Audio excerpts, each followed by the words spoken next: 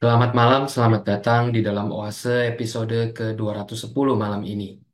Bapak Ibu, komunitas sering diindikasikan sebagai tempat untuk kebersamaan. Kumpulan orang dengan tujuan yang sama, tempatnya bagi kita untuk berbagi sukacita dan duka cita. Namun kualitas utama dari sebuah komunitas adalah kesadaran bahwa kita tidak hidup hanya untuk kepentingan diri kita sendiri. Ketika kita memiliki kapasitas untuk memandang kepentingan orang lain melebihi kepentingan diri kita, maka yang harus terlebih dahulu diutamakan bukanlah cara, teknik, bahan-bahan, atau buku-buku untuk membangun komunitas yang baik. Namun, apakah kita siap melatih hati yang peduli dan mengasihi yang lain? Mari Bapak Ibu, kita mengambil waktu berdiam sejenak di hadapan Tuhan.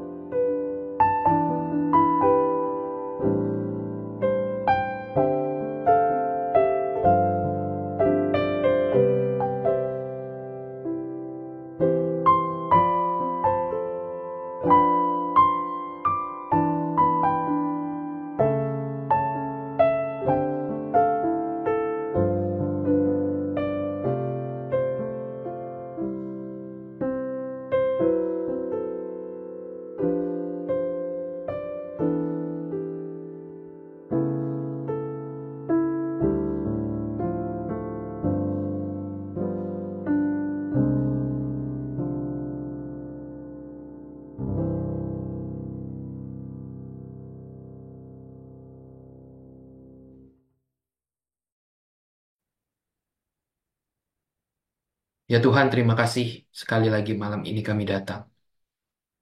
Sentuh kami, ubah kami, kuasai kami, sehingga kami menjadi semakin serupa dengan Tuhan. Terima kasih ya Tuhan. Hanya di dalam nama Tuhan Yesus kami berdoa. Amin. Selamat malam, Bapak Ibu sekalian. Jumpa kembali di dalam Oase daripada Saat Ministry Center. Dan sebelum kita memulai, mari kita bersama-sama kita mohon pimpinan Tuhan bagi setiap kita. Mari kita berdoa.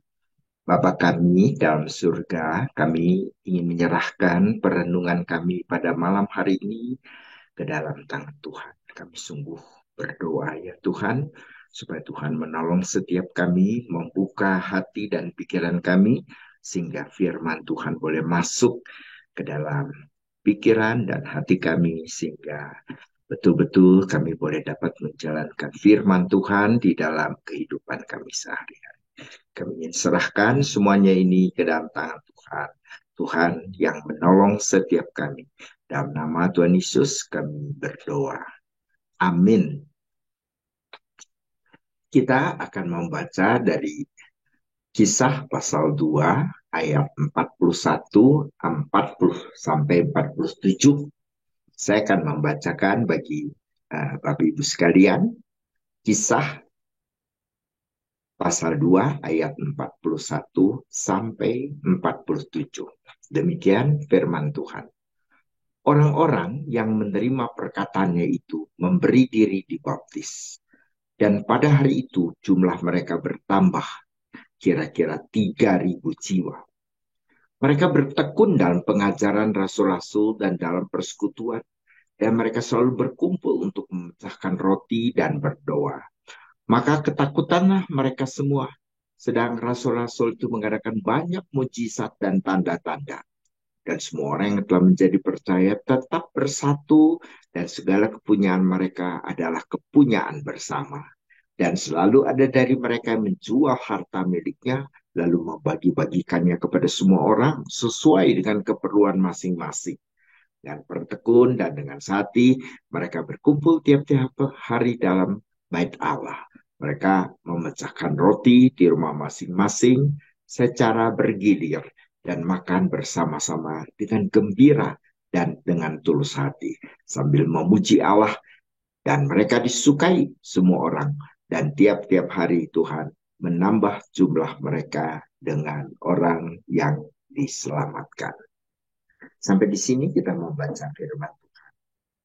Pada suatu kali, uh, saya dengan beberapa teman dari Bandung, 3 wanita dan 6 laki-laki, 6 pria, bersama dengan saya, kami pergi ke Pangandaran di pantai selatan daripada Jawa Barat. Lalu kami sebenarnya juga tidak mengharapkan ada sesuatu yang istimewa yang terjadi. Ya, jadi kami cuma seperti biasa ya pergi bersama berjalan-jalan, uh, tamasya begitu kan, tanpa memikirkan akan ada sesuatu yang spektakuler dalam libur kita ini. Ya, nah lalu tetapi pada waktu di sana kami sebenarnya juga melakukan hal-hal yang biasa aja. Kami misalnya bersembilan ini kami sewa 3 kamar, 1 kamar bertiga. Kami pergi dengan 2 mobil karena mobil kami tentu tidak muat 9 orang. Kita makan bersama-sama, teman-teman. Nah, mereka mandi, main di laut, tapi saya tidak gitu. Ditemani oleh seorang teman, kami cuma jaga pakaian daripada mereka yang terjun ke laut, yang main air di laut. Nah, lalu kemudian kami cuma makan bersama, lalu kemudian ngobrol-ngobrol malam, nah, dan sebagainya dan sebagainya. Semua sama sekali sebenarnya biasa. Tetapi setelah kami pulang, kami bersembilan itu merasakan sesuatu yang spesial. Ya, kami merasakan kali ini kami pergi tidak sama dengan yang selama ini. Kami merasakan kami semuanya kompak, kami sehati, kami merasakan kebersamaan, kami merasakan kepuasan, kami betul-betul merasakan sesuatu yang ada sesuatunya gitu. Meskipun kami sebenarnya juga tidak dapat menjelaskan kenapa? Sebab kami tidak melakukan sesuatu yang spektakuler dan tidak ada acara-acara yang spektakuler. Tapi pada waktu kami pulang ke Bandung, misalnya kami merasakan satu keindahan, satu kekompakan, satu kepuasan bersama, satu kesatuan begitu di dalam acara kami pada waktu kami bersama ke Pangandaran ini. Dan anehnya tentu semua merasakan hal yang sama. Jadi bukan hanya saya sendiri. Mula-mula saya hanya berpikir, oh ini mungkin perasaan saya sendiri nih, begitu kan? Tapi pada waktu share dengan teman, dia juga merasakan.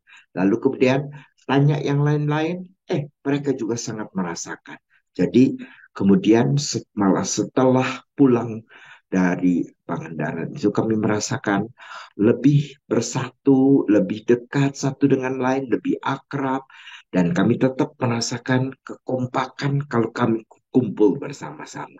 Begitu. Nah, eh, saya sebenarnya tidak tahu apa yang terjadi, tapi kemudian eh, ternyata eh, barangkali inilah apa yang disebutkan oleh seorang sosiolog dari Prancis ya, kalau saya tidak salah adalah Emile Durkheim ya. Emile Durkheim ini seorang sosiolog. Dia menciptakan satu istilah yang dikatakan sebagai effervescent community ya, satu komunitas yang bersemangat, satu komunitas yang kebersamaannya merupakan kebersamaan yang kompak, merupakan kesatuan yang indah di dalam kebersamaan itu. Nah, itu adalah uh, apa yang disebutkan sebagai effervescent community oleh Emil Durkheim. Ya, nah, uh, effervescent community ini tentu terjadi dari apa? Tentu terjadi dari effervescent moment, peristiwa-peristiwa yang seperti tadi saya ceritakan mengenai uh, kepergian kami ke Pangandaran itu merupakan effervescent moment ya, suatu momen yang sangat menggembirakan, sangat merasakan kami dekat dengan satu dengan yang lain, merasakan keakraban, merasakan kehangatan, merasakan kesatuan, merasakan sukacita, dan itu yang kami rasakan, ya. Dan pada waktu tapi kita melihat dari Alkitab, ini bukan sesuatu yang baru diciptakan oleh Durkheim, tapi kita melihat bahwa ini adalah sesuatu yang sebenarnya sudah dikemukakan oleh Alkitab sendiri. Ya, 2000 tahun yang lalu Alkitab sudah mencatat satu hal yang diistilahkan oleh Durkheim itu sebagai effervescent community, effervescent moment, ya, di mana kalau kita membaca satu hal yang indah kan, misalnya dalam ayat yang ke-46, mereka itu dengan bertekun, bertekun dengan sehati, sama-sama itu sehati. Mereka berkumpul tiap-tiap hari dalam bait Allah. Kemudian mereka bersama-sama kembali memecahkan roti di rumah masing-masing secara bergilir. Dan mereka makan bersama-sama. Dan pada waktu mereka makan bersama-sama itu, mereka merasakan kegembiraan. Mereka bisa melakukan itu semua dengan tulus hati. Ya, jadi ini adalah sesuatu yang sebenarnya digambarkan sebagai effervescent community oleh Durkheim. Sesuatu yang sebenarnya tentu sudah terjadi pada waktu jemaat mula-mula, pada waktu jemaat mula-mula, eh, eh, pada waktu setelah mereka mendengar Petrus berkhotbah. Dan ini dirasakan oleh tiap-tiap jemaat, ya, oleh tiap-tiap jemaat yang mula-mula. Nah, jadi kalau kita pikirkan, maka kita pun sebenarnya harus menciptakan satu komunitas yang seperti jemaat mula-mula. Ya, kita tentunya Tuhan menuliskan di sini mengenai kehidupan jemaat mula-mula di dalam uh, Alkitab, maka tentu maksud Tuhan adalah kita pun di dalam gereja harus membentuk jemaat yang seperti demikian. Kita harus membentuk komunitas yang seperti demikian. Nah, jadi itu adalah satu teladan, satu contoh, satu catatan daripada gereja mula-mula yang sebenarnya menjadi contoh bagi gereja pada zaman sekarang ini. Nah, jadi kita lihat bahwa gereja pada masa kini pun harus melakukan apa yang dilakukan oleh jemaat mula-mula sampai kemudian menciptakan suasana yang sama dengan gereja mula-mula ini. Ya, kalau kita perhatikan gereja-gereja pada masa kini dengan menuruti modernisme, maka kita melihat bahwa kita ini menjadi jemaat yang individual. Kita cuma datang ke gereja, setelah datang ke gereja kita semuanya kemudian pulang.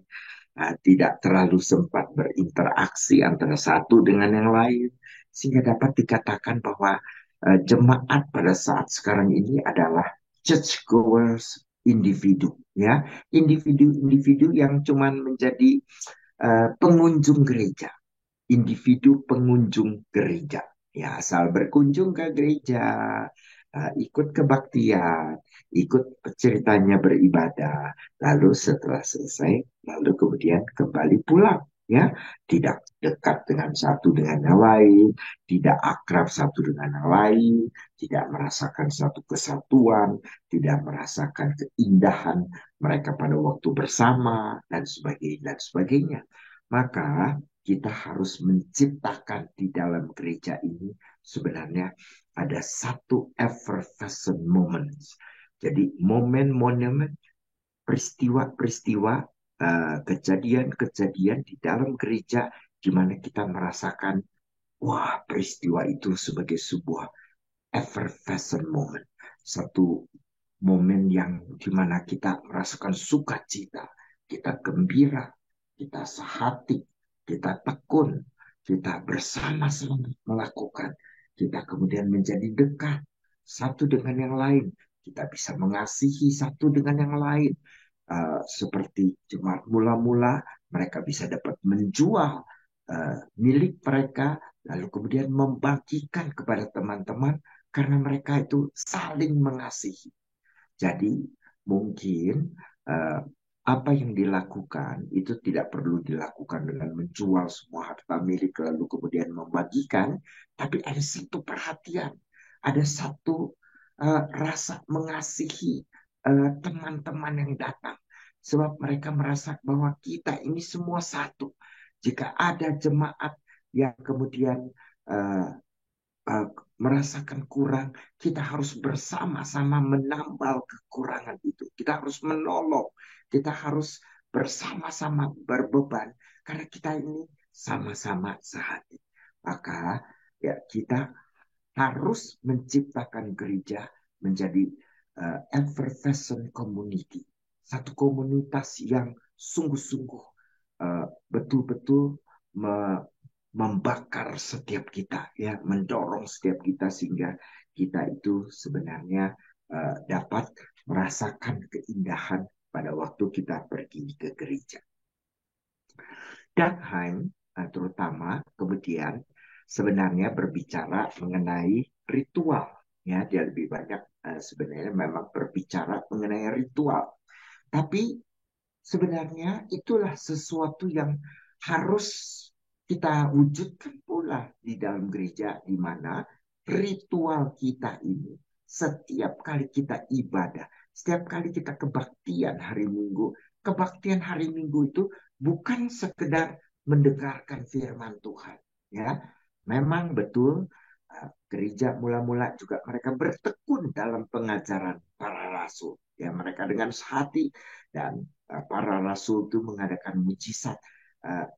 Tapi bukan hanya itu, bukan hanya itu, bukan hanya firman Tuhan saja, tapi semua jemaat itu merasakan perjamuan kudus bersama. Mereka bisa makan roti bersama, memecahkan roti bersama-sama. Mereka bisa bersuka cita, mereka bisa berkumpul bersama-sama, mereka melakukan bersama-sama, lalu mereka melakukannya dengan tulus hati, mereka melakukannya dengan gembira, dan mereka merasakan sukacita pada waktu mereka berkumpul, dan Tuhan menambahkan jumlah mereka dengan orang-orang yang diselamatkan karena mereka melihat, wah, betapa indahnya komunitas daripada gereja mula-mula itu. Nah, Bapak Ibu sekalian, kita juga perlu membentuk kita punya ibadah misalnya. Kita memikirkan apakah ibadah kita cuma berjalan hanya demikian saja. Nah, asal berlalu, asal kemudian firman Tuhan terberitakan, lalu sudah kita sudah mencapai tujuan kita untuk beribadah bersama, kita cuma melakukan dengar firman Tuhan bersama. Tapi yang lain tidak ada. Tidak ada seperti yang dilakukan oleh jemaat mula-mula. Nah, kita harus dapat menciptakan effervescent moments ini di dalam gereja pada waktu kita beribadah. Kita merasakan kekompakan kita pada waktu kita bersama-sama menyanyi. Pada waktu zaman dahulu, misalnya, mereka melihat mereka tuh mempunyai buku nyanyian di mana buku nyanyian mereka itu sebenarnya sudah terbagi 4 suara. uh, Not balok yang ada di dalam note hymn pada waktu dulu misalnya itu bukan untuk main piano atau main musik, tapi itu adalah suara sopran, alto, tenor, dan bass. Jadi SATB. Jadi itu jemaat bisa mengambil bagian di dalam suara mereka masing-masing. Tapi pada waktu mereka bersama-sama menyanyi secara kompak, secara bersama, mereka dengan tulus hati, dengan sungguh hati, dengan mengarahkan hati bersama-sama untuk sungguh-sungguh menyembah Tuhan secara bersama. Nah, mereka menyanyi. Anda bisa membayangkan kan, satu jemaat 300 orang misalnya, 300 orang itu mereka bernyanyi seperti suatu paduan suara dengan jumlah yang begitu besar, 300 orang kompak menyanyi masing-masing dengan suara mereka masing-masing, tetapi menjadi satu buah lagu yang indah, yang harmonis. Dan pada waktu mereka semua masing-masing mendengar lagu yang bersama-sama mereka nyanyikan di dalam 4 suara itu, mereka merasakan satu keindahan kebersamaan. Mereka merasakan kekompakan mereka menyanyi. Mereka merasakan kebersamaannya. Sebab kalau mereka nyanyi sendiri itu juga tidak bagus. Tapi pada waktu nyanyi bersama itu menjadi nyanyian yang indah sekali. Yang sungguh-sungguh merupakan sesuatu yang layak untuk menjadi persembahan bagi Tuhan. Di mana kita boleh memuji Tuhan secara bersama-sama. Nah, pada waktu ibadah yang seperti demikian, ya, memang kita digerakkan, kita terenyuh, kita tersentuh oleh firman Tuhan. Tapi kita tersentuh oleh firman Tuhan secara bersama-sama. Bersama-sama kita tersentuh oleh firman Tuhan. Kita bisa share ke masing-masing. Wah, indah ya firman Tuhan hari ini. Wah, bagus firman Tuhan. Wah, saya kena nih pada hari ini firman Tuhan, dan seterusnya, dan seterusnya. Nah, sebenarnya momen pada waktu kita bersama-sama beribadah, kita harus menciptakan momen yang seperti demikian. Pada waktu perjamuan kudus misalnya, jemaat awal merasakan kesehatian mereka, saling mengasihi, kegembiraan mereka, kebersamaan mereka, kesatuan mereka, unity daripada semua anggota-anggotanya. Pada waktu mereka duduk bersama, mereka makan bersama, mereka memecahkan roti bersama-sama, mereka mengingat segala yang dikerjakan oleh Tuhan. Mereka merasakan keindahan, kehadiran daripada Kristus pada waktu perjamuan kudus. Dan itu membuat mereka sukacita, membuat mereka satu kegembiraan yang bukan dari dunia ini, tapi kegembiraan ilahi, suatu divine happiness yang mereka rasakan bukan sendiri, tapi secara bersama. Mereka rasakan seperti demikian. Nah, Bapak Ibu sekalian, maka kita perlu untuk menciptakan effervescent moment di dalam kegiatan-kegiatan gereja kita. Ya, selain daripada ritual, sebenarnya persekutuan kelompok-kelompok kecil di dalam gereja misalnya. Seperti pada waktu zaman dulu mereka tidak dapat bersama-sama berkumpul secara ratusan atau ribuan. Mereka berkumpul bersama-sama di rumah mereka masing-masing. Itu mungkin cuma bisa 10 orang. Ya, paling banyak mungkin 20 orang. Mereka bersama-sama makan bersama. Ya, mereka melakukan perjamuan kudus misalnya bersama. Maka kita di dalam kelompok kecil itu tentu dapat menciptakan effervescent moment di mana kita bisa intim dengan anggota-anggota kelompok kecil kita. Kita bisa kompak dengan anggota kelompok. Kita bisa saling mengasihi dengan anggota kelompok kita. Misalnya kita melakukan retreat, misalnya banyak sekali gereja melakukan retreat, kita bersama melakukan retreat, tapi yang kita pikirkan adalah menciptakan, memfasilitasi kemungkinan-kemungkinan terjadinya effervescent moment di dalam retreat kita.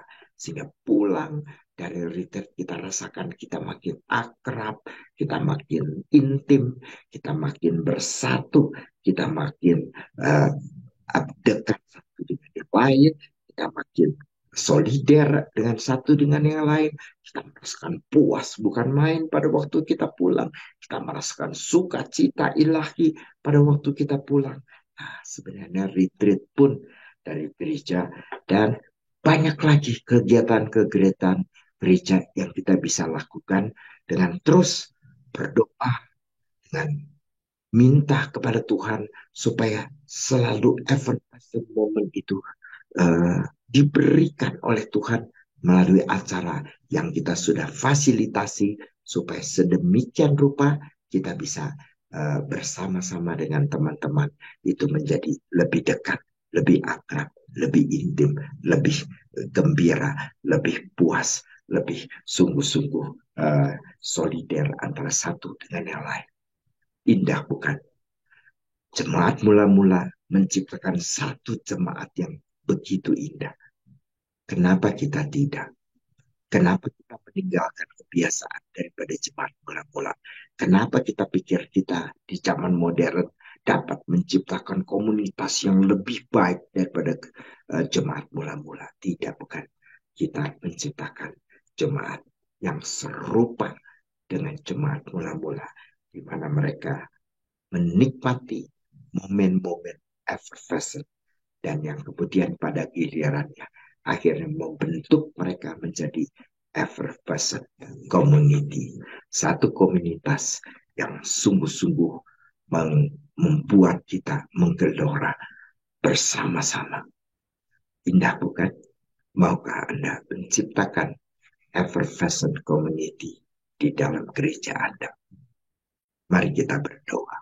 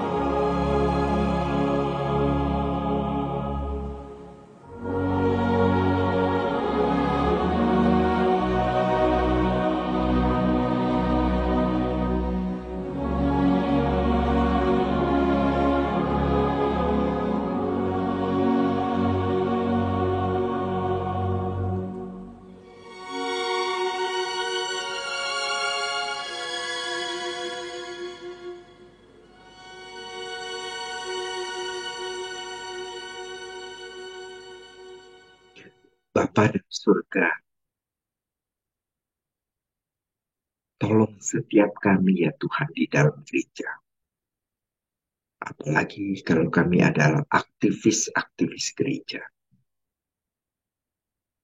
Kami boleh berlutut berdoa, meminta kepada Tuhan.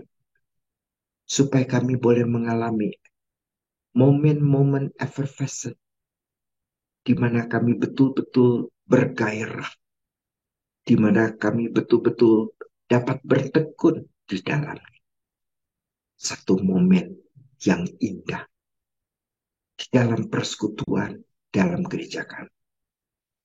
Ya Tuhan, ciptakan di dalam gereja kami momen-momen effervescent, dan dengan demikian ya Tuhan, kami dapat menciptakan effervescent community yang tentu menyenangkan hati Tuhan dan menyenangkan sesama, sehingga kami disukai oleh semua orang.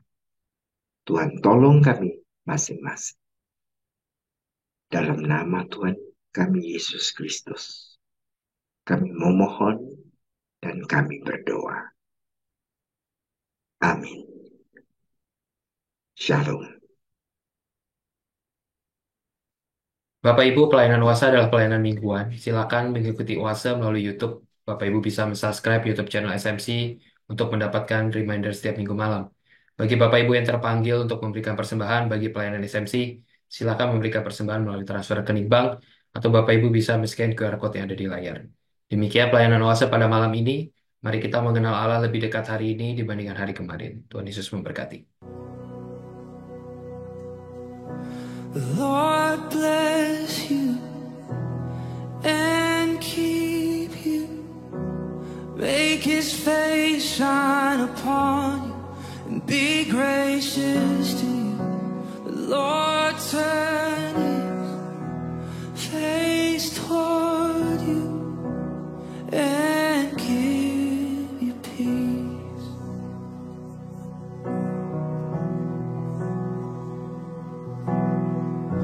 The Lord bless you and keep you.